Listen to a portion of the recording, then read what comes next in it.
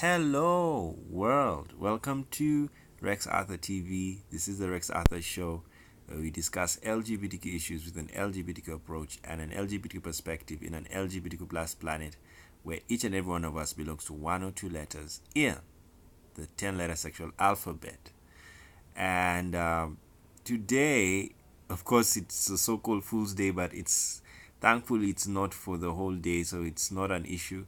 I just wanted to talk about it because I've decided to avoid a lot of reading of on the internet because I think there's a likelihood when you are on Fool's Day you will not be able to tell truth from lies. And at this point, I've come to learn something, and I even posted it on Twitter that I posted on Twitter that April Fool's Day is just a day that confirms to us what happens every day. And what happens to us every day, we are always sifting between lies, truth, and half truths. Because remember, it's a quantum world, quantum science, and quantum science is quantum. There is also quantum philosophy. So, quantum philosophy meaning that there are things which are 88% truth and 22% lies, or 68% lies and 32% truth. So what does that mean? Everything you read, no, everything you see is truth. It's not truth. When you just say this is the truth, there is percentage of truth and there is a percentage of lies. And so that's what people need to understand about life. Like most judgments in the courtroom, it's not that they are 100% true. It's that the threshold of truth has been met. It is beyond reasonable doubt. They don't say 100% because it's impossible to establish truth 100%. Yes, well, you can, like, this is a human being. Well, someone may say, is it really a human being? No, you have to touch it. And then when you touch it, then you stab, because a human being has to remove blood. And if blood comes out, then that's a human being. Yeah. Yes. I'm going to do something on the theological channel about angels and the fact that the reason why angels and the diversity of angels, because these days whenever we study religions, we are not studying one religion. When we study a topic like angels, we discuss about angels from all religions so that we get the perspectives of everybody. When you discuss about sex, you should get it from all religions. Don't get it from one religion and say that's the truth. No. All those religions are saying the truth. Because when you are subjective, when you're subjective,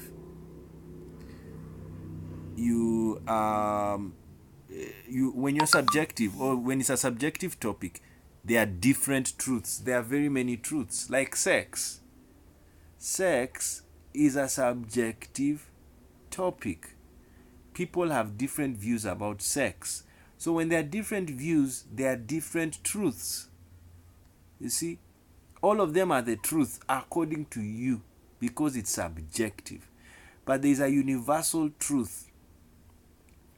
A universal truth is that men have sex with men. That is a truth. Yes, that is universal truth. Women have sex with women. That is a universal truth. See, that's what people don't understand. And then now, a personal or subjective truth is whereby you now give your perspective of the universal truth. That's what Einstein said in his theory of relativity, that was divided in two, in two sections: general relativity, that's universal relativity, and then special relativity or specific relativity. That's how it is. Even in science, in taxonomy, animals have the genus. You have the genus of the animal, and then you also have the species of the animal. All animals, all plants, they belong to a genus. It's a universal group. Then they also belong to a specific group. That's why the human species is a specific group. And then you have subspecies. You can specify humans, and that's what you do. We are specified into nations, we are specified into gender, then we are specified into sexuality, until we end up with one person. The individual is the basic unit of society. It's not the family. It's the individual. Because he is unique from everyone else. So he stands alone. We are all one, alone. All of us. Then you go and add another unit to yourself. Then if you decide you can have children, either by adoption or naturally, and then you keep on adding, and then when you keep on adding, and those people also add, you can have a nation, a country. Have you noticed something? Today we're on law. We are going to discuss law. So that's why we're there. So sorry, it was just about Fool's Day. So let's kind of finish Fool's Day. So truths are many and lies are many. And every day people lie and tell the truth. So April Fool's Day is just a reminder that you can be fooled, and some of us, we are fooled every day. Yes, it's life. Sometimes you are fooled, sometimes you fool. You're the one who fools somebody. And other people, they don't care. Like personally, I don't give a damn fooling. Why should I fool you? For what? But foolery gets what you want, You get what you want from foolery.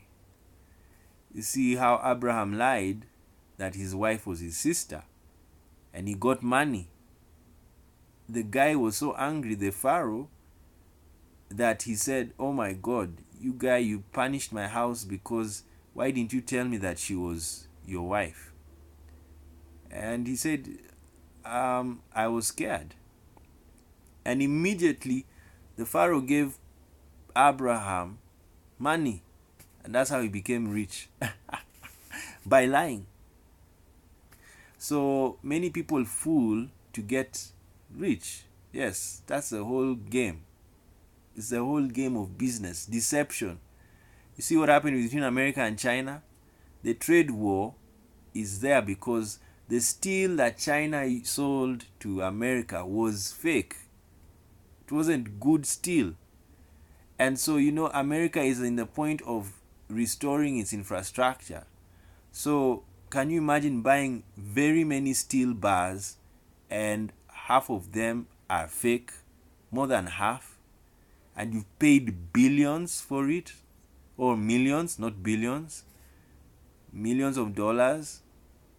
You see the game? Yeah, that's how. So deception is, and the Chinese, they perfected deception. That's the game. It's the ultimate weapon. Well, it's for every general rule, there's an exception.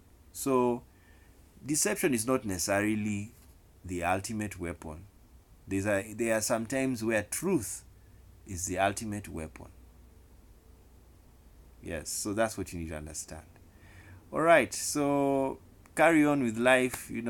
I'm personally now I'm avoiding it, and now the other thing why I'm avoiding the especially social media, it's because in this day of fake news is so powerful. Um, I think let's just call this the video for Fool's Day. Yes, we don't need to, because I don't need to take you to another area and then I've taken you into it's too much for the mind. Uh, what I was saying is that in this era of fake news, uh, truth, you can read a lot of fake news and it forms a philosophy. It forms a position. You see, the Mueller investigation that is over, there was a lot of news about it until today. And the beauty of the American system is the trust element. The moment you trust institutions, whatever those institutions have decided, that's what goes. So that's what Mueller did. He didn't find Trump having any wrongdoing or colluding with Russia. That's what the Mueller said. And Mueller is independent. Nobody is attacking his independence. He did his job. He has no sides. So, because of trust, which is connected to truth, you see the word trust and truth are the same. People are not fighting that Mueller is lying, that he was paid. That's what happens in many African countries. People don't trust their institutions. So even if they make a decision, they say, no, this guy was paid. And there's no basis. It's a sign of lack of rule of law when people don't trust the institutions. And that's what you need to understand. You have to cultivate a culture of trust, which we'll also talk about culture today. All right. So, in the era of fake news, one day of reading lies. That's why I'm telling you, be careful of this day, April 1st. One day of reading lies can change your life forever. Yes, because data is so powerful, whether it's a lie or truth. See, the problem of data, especially written data, because we are physical data. Yes, if you do surgery on me, do blood tests, urine tests, DNA tests, all of those tests are data tests. They want to know, what data am I carrying? So you have physical data, but I'm now talking about written data. Written data is so powerful because the truth is as invisible as lies. That's why anything that is written, you don't know, you can never know if it is true or a lie unless it is predictive text that is predicting something is going to happen. If somebody writes that the president of Cambodia or the king of Cambodia is going to go to hospital and he will have a problem with the tummy, that is predictive writing. And if it comes true, and especially when you give a timeline when it will happen, and it becomes true, that is now a truthful statement and the predictive data, which is very powerful because that guy saw something in time. He was ahead of time. Prophets are always ahead of time. So when you write or say something, it happens, you are ahead of time.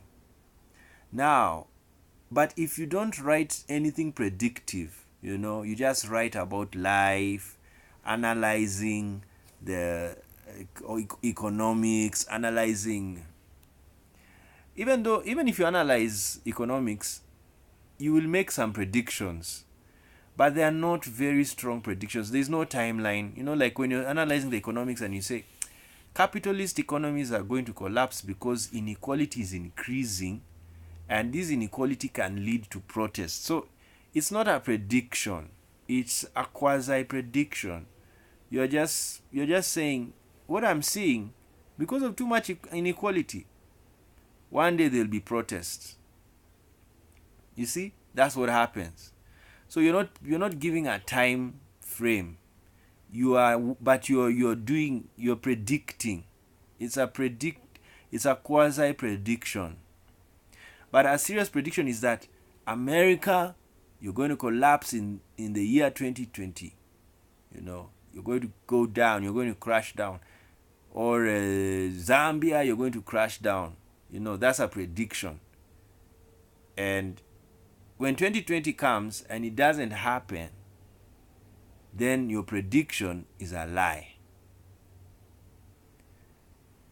So I've told you, some written data, you will never know whether it is truth, because it's not predictive. Its job is not to predict. Its job is just to inform you. Like what we're going to read through Wikipedia. You see what I tell people about Wikipedia? The most powerful part in Wikipedia is the footnote. It is not the article. Because the article, you can write anything. You can write George Bush's mother is from Haiti. There is no footnote. And somebody, when they read that, they will believe it. There are some people who are so gullible. They read it and they say, yes, George Bush's mother is from Haiti. I read it. Then you tell them, show me the evidence. Then they bring the article. And then he comes and then they say, oh, you're lying. Wikipedia said it. Yes, Wikipedia, I read it. That George Bush's mother is from Haiti. Then another person comes in another book and says, no, I have this book. It says George Bush's mother is from Spain. And then another person says, no, I have another book here. This book is the best. And it says George Bush's mother is from Argentina. Now they fight the whole day. They can even slap each other.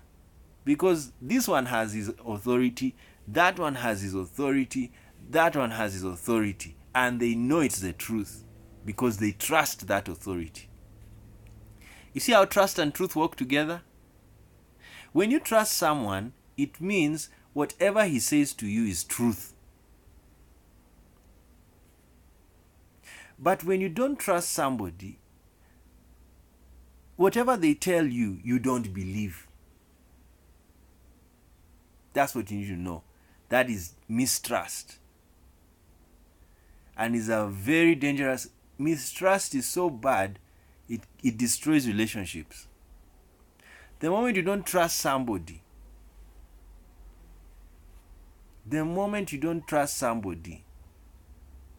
that's the end. What are you going to do? Why will you even spend time with that person? Talking with them. For what? You don't trust them. You know what trusting is? You don't take their word seriously. Yes, someone tells you, I love you. And you say, no, you don't love me. You see, that's a sign of mistrust. Because that person may truly love you. Yes. But because you don't trust them, you say whatever. Someone comes and tells you, I need money to do this. No, I can't give you. Yes. And you wonder, what is that? The person doesn't trust you. So that is the power of trust, which is connected to truth. So you can see what happens. Now people, that's why religions will always fight each other. Because they believe their religion is the truth. They believe their religion is the truth. Put a Muslim and a Christian in a room. I was watching a nice debate between a Rastafarian and a pastor. They are all Jamaican. Both of them. And they were arguing. The moderator is one who saves the debate, because he comes in and now tells them stop talking, because the Rastafarian has his evidence, the pastor has his evidence. So that's what happens. So these people continue talking and arguing and arguing and arguing and arguing. That's why sometimes people don't like religion, because it goes nowhere. Because you are saying that God is Allah, then you are also saying God is which name do you give God? God is El Shaddai. And then you're saying God is Diana. Now, who is saying the truth? You see? So because of that, people will fight each other, because they trust that authority. Someone who is Muslim believes God is Allah.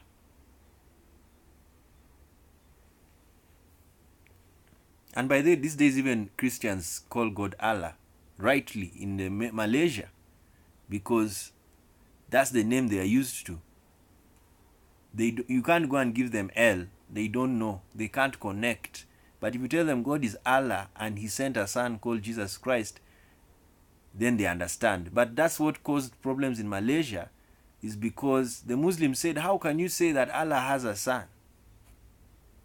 You see, that was the war in Malaysia, and it hasn't been dealt with, because they wanted to translate the Bible in Malaysian language, and so it meant they had to call God Allah.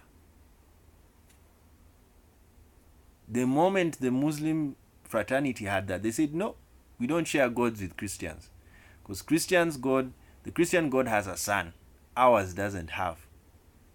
You see, that's the issue, the bone of contention, and it's there forever,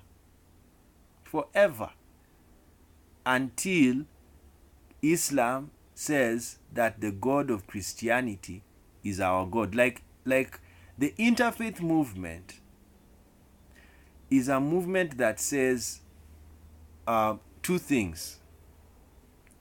One, it says that God rules over all religions. That's the one thing the interfaiths say. The second thing interfaiths can say or do say is God, every religion leads to God. Yes, every religion leads to God. That's why I became interfaith, and I prefer the second definition. Every religion leads to God. Yes, that's my understanding. Every religion leads to God in one way or another. And that statement, every religion leads to God, is the same as all roads lead to Rome.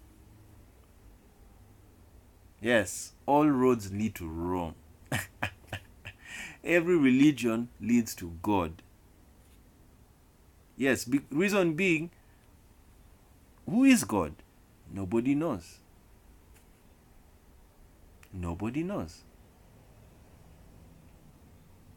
Even when Moses asked, whom will I tell that you are? God didn't answer. He just said, I am who I am, whom I am. Who I am. What is that? You see?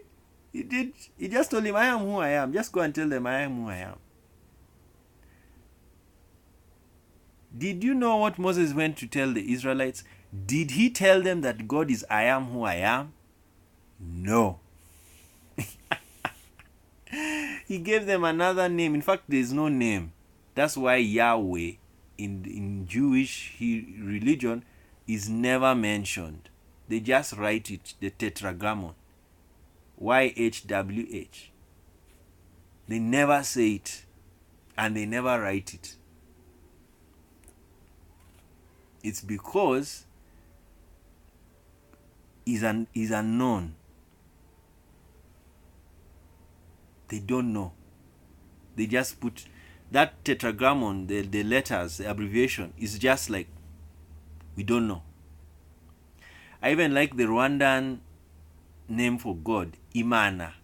It is similar to the Hebrew manna. What is this? Because they don't know. You see, they don't know who it is.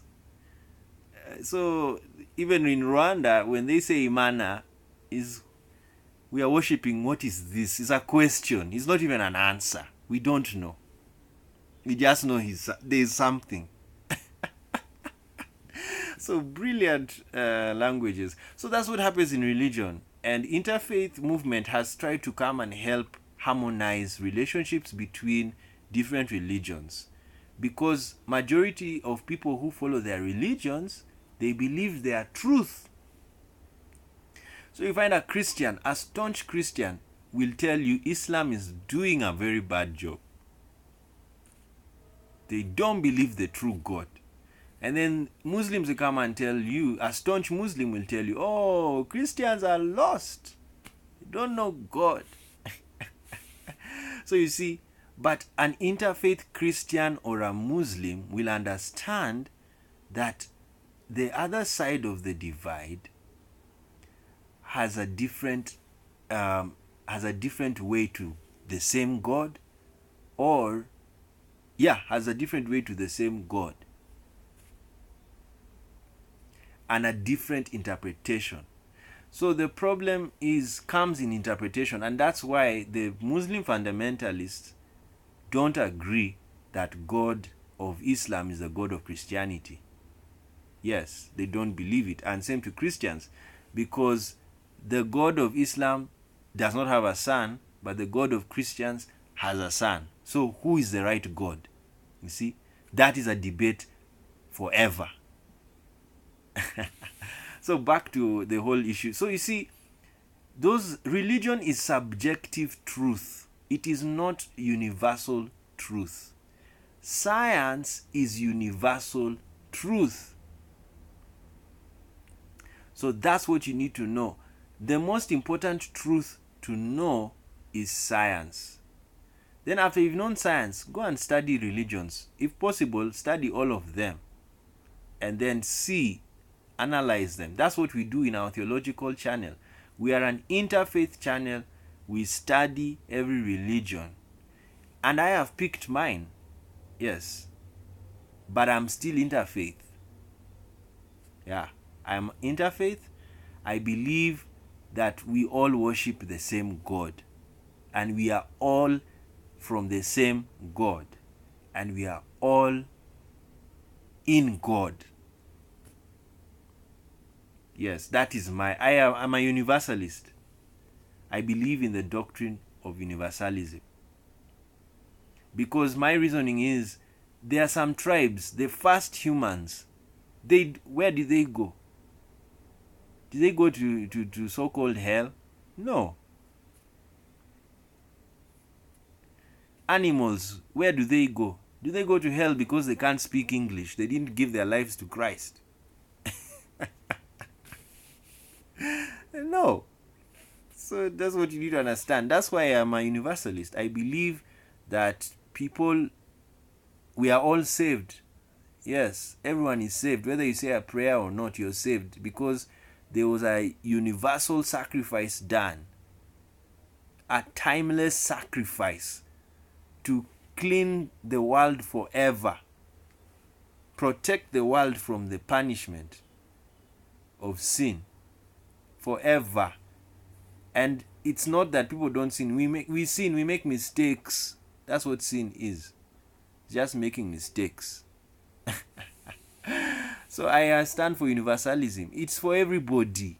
Everybody. You don't even need to go to church. You don't even need to say you believe in God. Jesus died for you.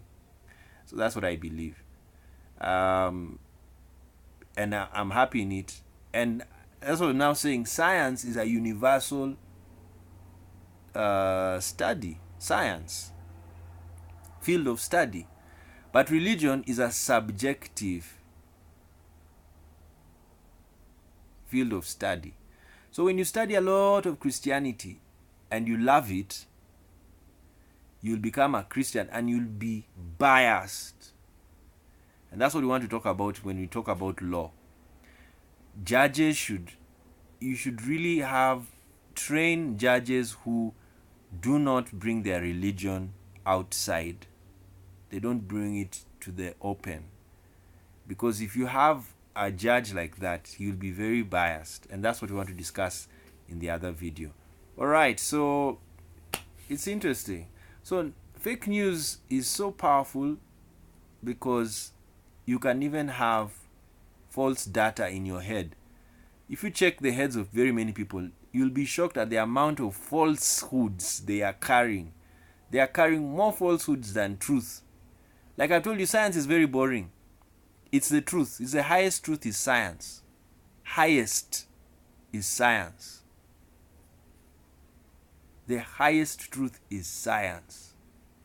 And when you understand it, yes, even the science you read in Wikipedia, you know, the sun, the moon, it's the highest truth. Do you know why? It has to be replicated. What you said in science has to be replicated to happen, to be confirmed that it's truth. But religion, you don't have to replicate the burning bush. You just have to believe that it happened. There was a burning bush. I believe it. I believe it happened. That the destruction of Sodom and Gomorrah was fire from heaven. Who said? Were you there? No. So you believe it. You don't know. But science is not about belief. It's about knowledge. It's not only about, you can even believe science, that I believe the earth is spherical based on the pictures from NASA. So people will say, okay, yes, you believe it because you have not seen the earth from outside. But you believe the pictures that NASA has produced. You believe them. So there are times you believe in science, but majorly science is to be known. And scientists, their decision or their knowledge, their truth comes from repeated experiments. And then they establish it. And for information, science is very complicated. Even if you replicate it, they don't just call it truth. Like the creation, the Big Bang, it's not a truth. Yes, they cannot declare that the Big Bang is true. Even if you can replicate it in the lab. Do you know they have replicated it in the lab and it has happened the way they have explained? Yes. They've done it. The collision of the planets hitting each other. And the sun and the moon.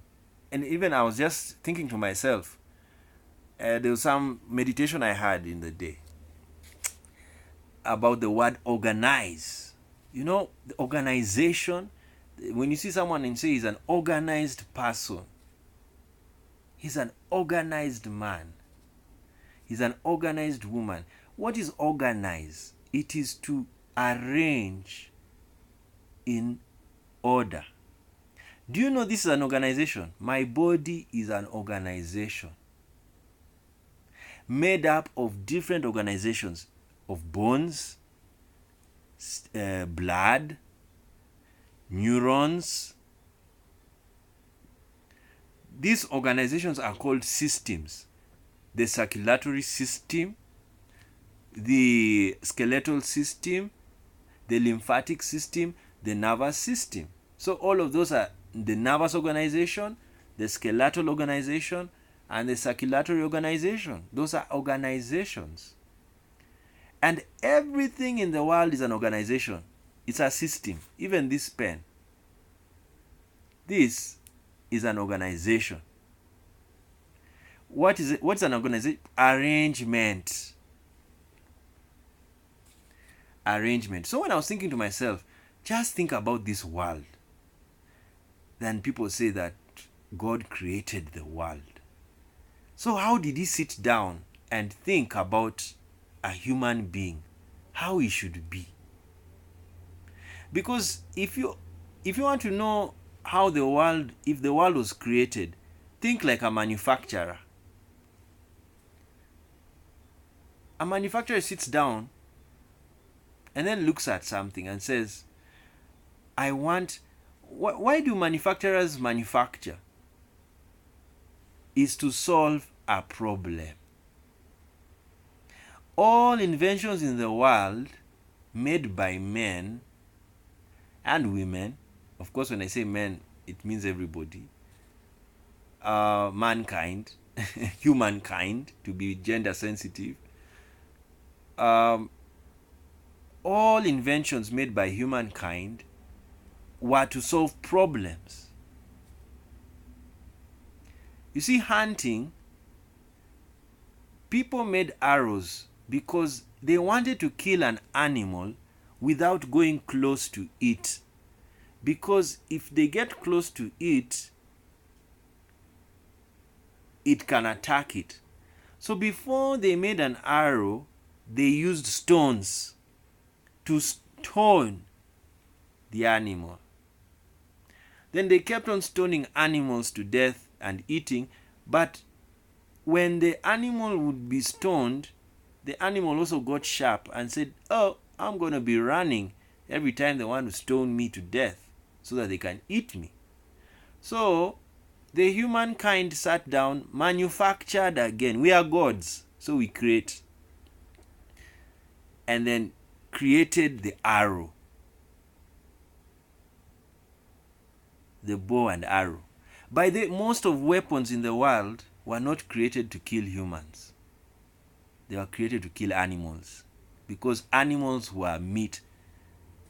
If humans were eating humans, cannibalism is a case whereby you just desire sleeping. You just desire eating human beings, because humans are animals. Yes, that's what you need to understand. Humans are animals. Now, so humans are animals who can create weapons. They can create tools to make their life bearable in the planet. Because you have to understand, this world is, when you say it's hard, you're forgetting the animals. They don't even know what to say. They just live life.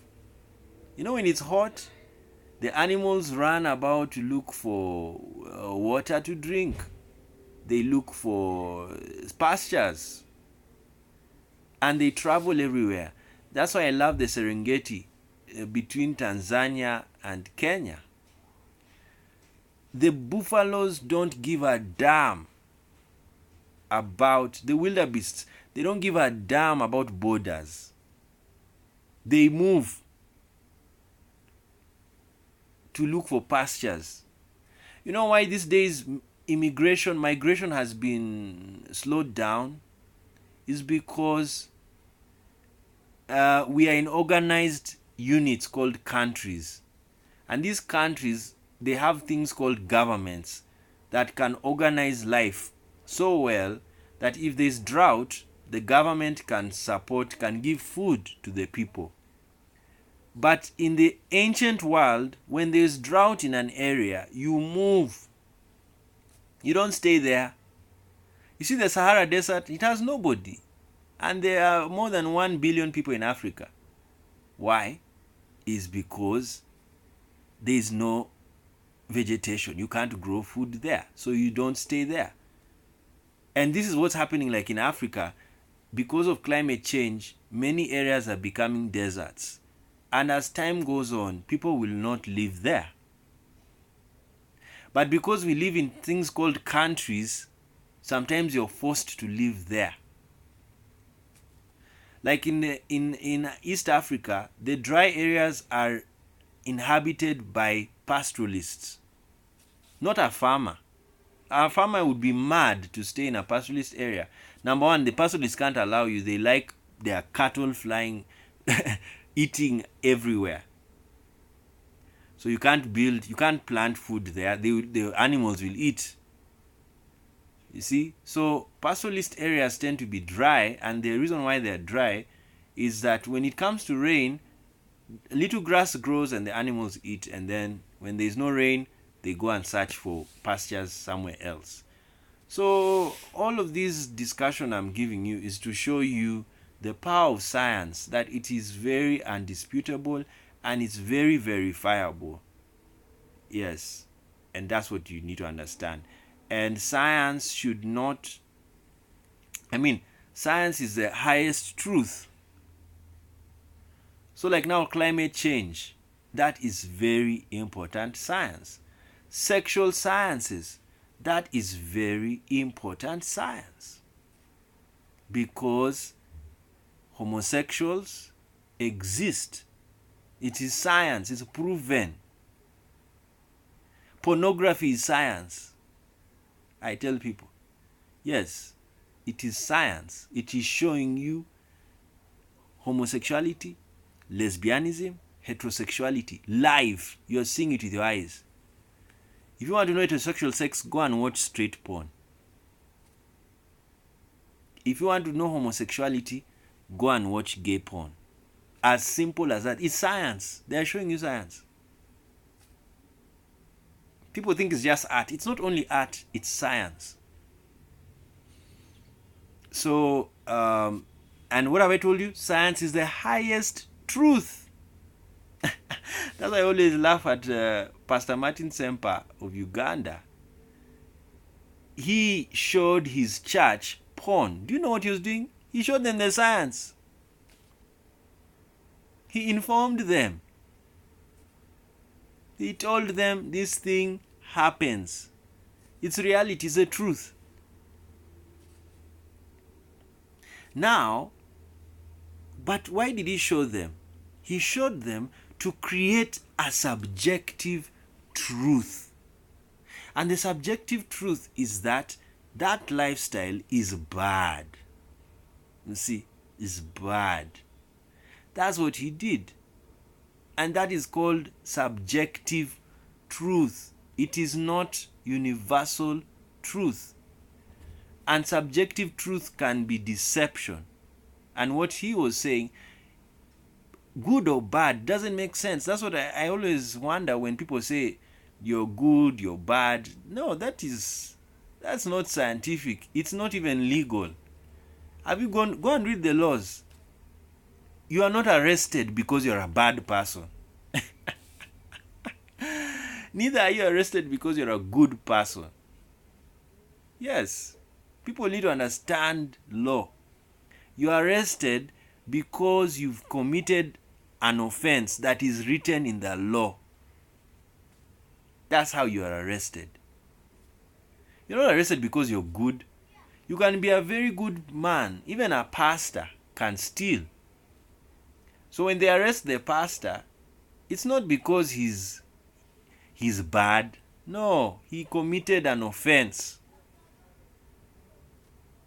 Yes, he committed an offense. It's not that he's a bad person. When you see a philanthropist, a very rich person, like look at what happened to this Chris Brown, arrested. Then people say he's bad. No, he's not bad. He committed an offense. That's what you need to understand. He committed an offense. It doesn't mean you're bad. And it's a secret in the legal fraternity. I've just given it to you. That's the reality. And even in law, they don't judge you because of your character. That, this one, we know him, he's very bad. That is not allowed in courtroom. The judge cannot be swayed by that. Judges make judgment according to evidence. And that's what we'll do in the next video. Okay, so what are we concluding? We're saying that because of all of these data, subjective truth, fake news is subjective truth. It's not truth. It's called fake news because it's based on deception. It's twisted. And what is truth and what is a lie? What is fake? I've told you, written data, the problem of written data, nobody can verify its truth or its deceptive content. Nobody. You can only verify it if it's predictive or if it has said something that can be refuted. Like when you say Michael Jordan has died, and then you write, you can write an article today, right now, Michael Jordan has died, and you even give the hospital, you give everything, people just read, and then you spread it all over, fake news. Then Michael Jordan appears, and then people say, oh my God, we were cheated by that article. So you see, that's what's happening in the world. Fake news, it travels very fast. People spread it, and you don't know who has spread it. That's why, but it's going to disappear. The world is becoming more and more interconnected, so there is no time. What I mean by interconnected, we are going to get to a time whereby you can even source the computer or the phone that made the original article or the original message. We are getting there. In fact, the moment we create a global agency that polices the internet, we will know everybody. Everybody will be on the internet. Who posts something, you will know the source, and then you will arrest them for spreading fake news. That's what's going to happen. It's organized. They just let you know. Laws come after something has happened for quite a long time. Then they now start making laws. Yes, like hate crime. Are you seeing hate crime legislation is now rising?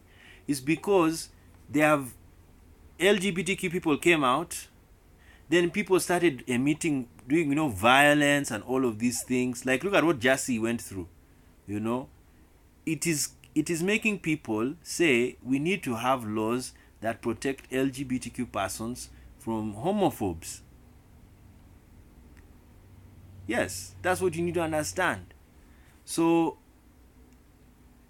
you'll find Jassy already, and Jassy's was the first. It was just a high-profile case. Many gays go through assault. They are beaten. They are killed. Transgenders don't even go there. They are killed. Even this year, it's a miracle. The deaths are few. Yes, it should be like that. So the deaths should be fewer and fewer and fewer, because and that's a sign that the society is changing. It is becoming, more and more tolerant to transgenders. That's what you need to know. So that's why we keep those numbers.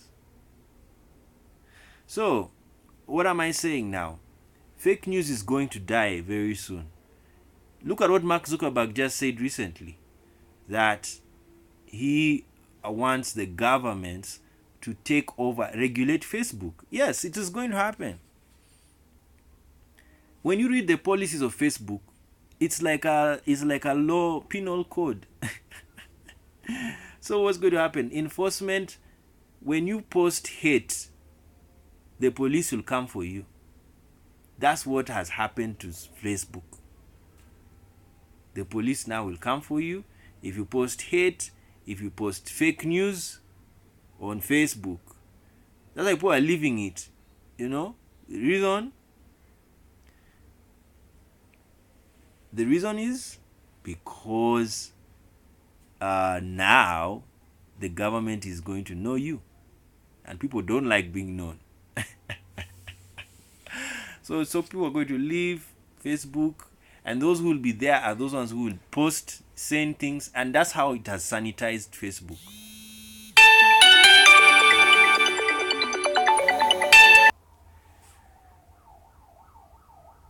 Yeah, so we were saying what is happening in Facebook and all of these things. Yes, that's the change coming. The government is going to take over, and now government is going to, and this is Facebook. The importance of that statement is unbelievable. Yes, it's very, that means all governments in the world will now be regulating social media. Zuckerberg has given them permission. So what's going to happen Different countries are going to make laws that will include Facebook sections. Can you see how the world has changed thanks to social media? Yes, there will be laws which will even write Twitter.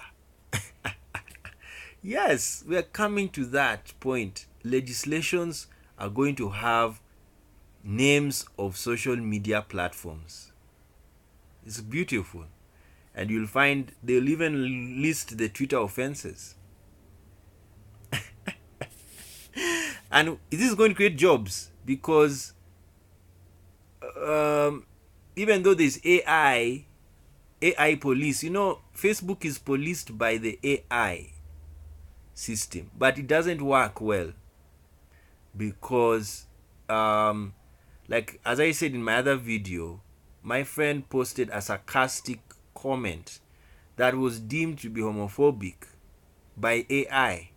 I told him it was AI. He said no, it has to be the workers in FB. And I said no, how it could be a worker, but how AI is working or being programmed to work is that it can switch off anybody who says anything bad. All you feed into the AI system or the machine or the robot is, if you see any statement that has these words like faggot or nigger, close that account. So when someone comments something and then it's nigger, the AI machine switches off that account and sends you the message that you've been blocked because you have posted hate. Like now my friend, I think it's right to say it was a human being who read his comment and said, oops, that sounds homophobic. So now based on that, what does that mean? Facebook has given people jobs. In fact, what Zuckerberg has said, oh my goodness, is big. He has even allowed, it means Facebook will be in every country physically to work with the police so that law and order is established on social media. So you see what fake news has done? Yes, it's the name of the game. Everybody plays around with truth. They twist.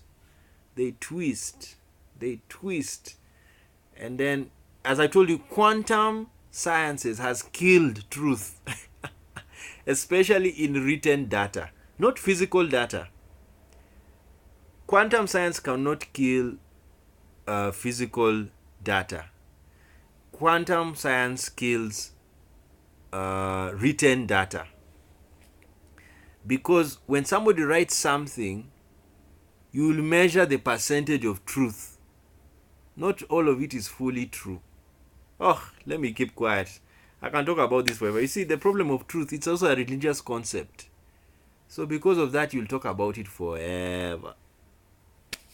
Anyway, I was just giving you my thoughts about April Fool's Day, and there they are. All right.